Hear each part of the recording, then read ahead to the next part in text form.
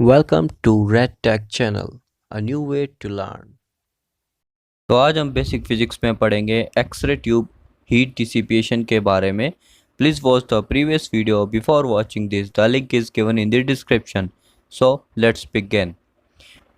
X ray tube heat dissipation. Dissipation का basically meaning होता है ड्रेनिंग या लूजिंग ऑफ समथिंग। अब जो हमारी एक्सरे ट्यूब है उसको इस तरह से डिज़ाइन किया गया है जिसमें कि जो ड्रेनिंग है हीट की जो ड्रेनिंग है या हीट जो एफिशिएंटली बहुत ही ज़्यादा हमारी हीट प्रोड्यूस होती है या उसमें से ड्रेन होती है।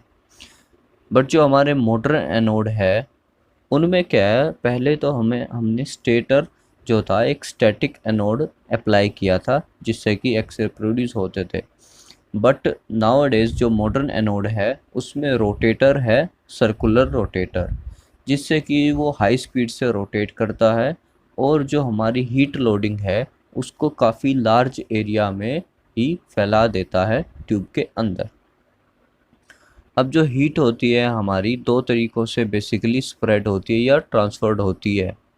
पहला तो फोकल स्पॉट के द्वारा रेडिएशन बन के by radiation focal spot to the tube housing में फोकल स्पॉट से रेडिएशन के द्वारा फैलती है हीटिंग। और दूसरा हमारा होता है कंडक्शन के द्वारा एनोड में। ये दो पॉइंट है जिनसे हमारा हीट ट्रांसफर्ड होता है या हीट एक तरह से फैल जाता है। अब रेडिएशन जो है हमारा प्राइमरी वे होता है एनोड पे। एनोड जो हमारा होता है वो हीट ट्रांसफ़र करता है हाउसिंग में। अब जो हमारा एनोड है वो तो बेसिकली हीट होगा ही, क्योंकि उस पर हाई एनर्जेटिक इलेक्ट्रॉन आके हिट करेंगे जिससे कि वो वाइट हॉट हो जाता है during x ray exposure. X ray exposure के दौरान वो वाइट हॉट हो जाता है।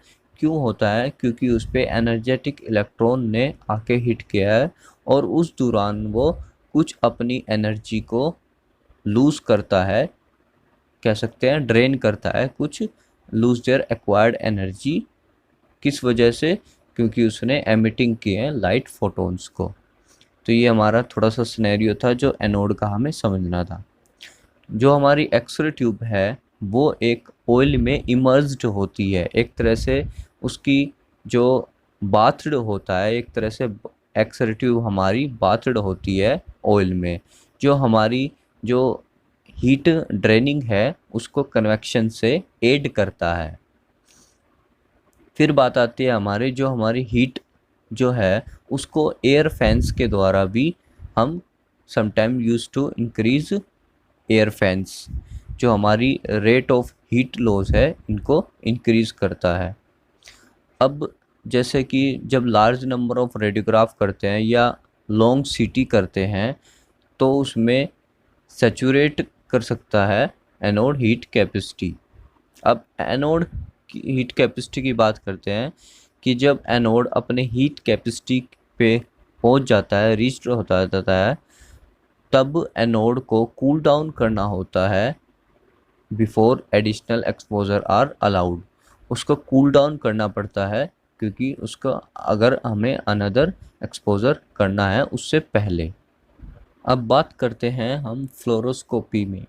फ्लोरोस्कोपी में जो हमारा पावर डिपोजिशन होता है एनोड पे वो कुछ 100 वोल्ट्स तक ही होता है। उस केस में जो डिसिपेशन है यानी कि ड्रेनेज है हमारे हीट की, वो पहुंचने से पहले ही हमारे जो ड्रेनेज हो जाती है हीट की, यानी कि वो कूल डाउन हो जाता है।